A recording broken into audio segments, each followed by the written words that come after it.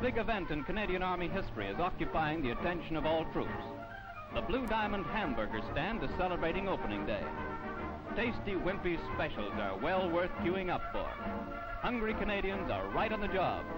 Built by the RCE, stocked by the Canadian Catering Corps, Blue Diamond eatables are on the house.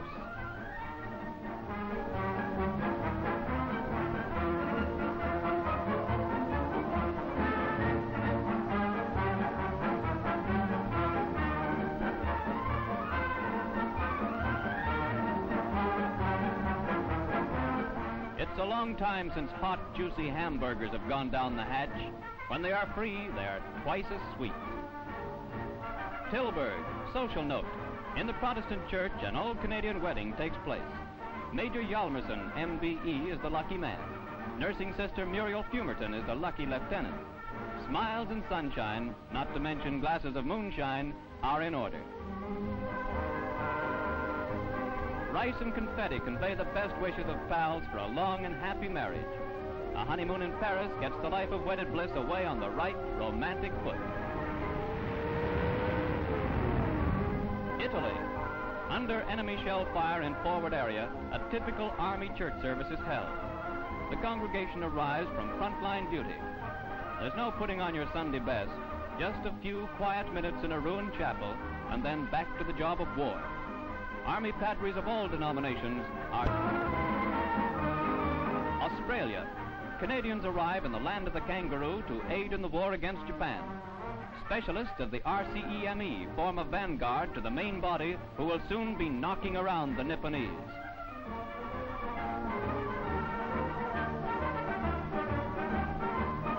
Australia's General Clanch, with Canada's High Commissioner, takes the salute. When the spotlight swings from west to east, Canadians will be in their pit. During the occupation, it was difficult for the people of Cherbourg to offer active resistance to the enemy. They were watched and spied upon. They were practically prisoners in their own town. There were many ways, however, in which they could demonstrate their true sympathies. In a peaceful little graveyard in adjacent fields lie the dead of Germany and the dead of the United Nations. Daily to the graves of the Allies come the women of Cherbourg. With gentle hands, they tend the flowers which grow there in profusion. Flowers symbolic of the spirit of France, fresh and radiant.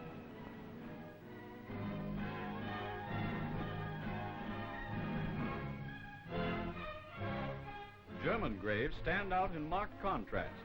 There are no flowers for remembrance, nor any evidence of loving care. The contrast bears witness to the faith of once enslaved Normandy. Field Marshal Montgomery, accompanied by General Ferrar, arrive on what was German soil to present awards to Canadian soldiers. Against the pictorial background of the Reichswald forest, the colorful ceremony takes place. While in nearby positions, guns blast away at the enemy, various decorations are presented for deeds of valor.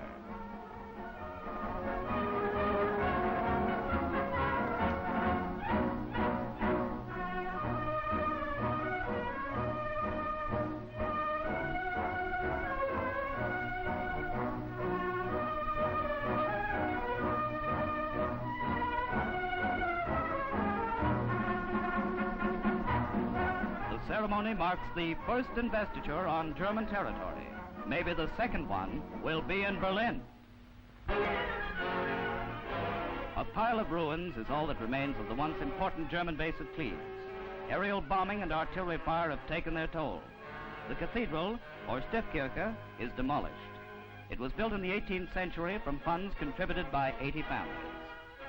Damaged in 1820 during an uprising, it is finished off in 1945 when used as an enemy sniper's nest.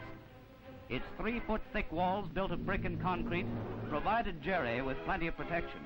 Now, its wreckage is carted away by Canadian engineers to use as the foundation for hastily constructed roads. The old-fashioned corduroy road comes into its own to beat the low-country mud. Heavy vehicles must be kept moving forward. The engineers turn woodsmen to make it possible.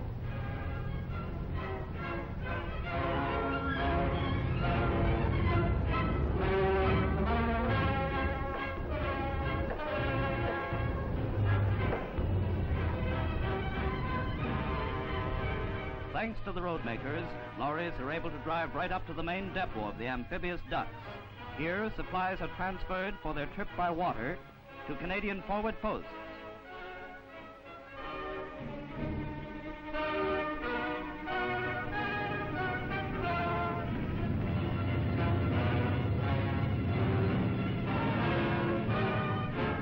German civilians stream to the Allied rear for protection as our infantry moves up to the attack.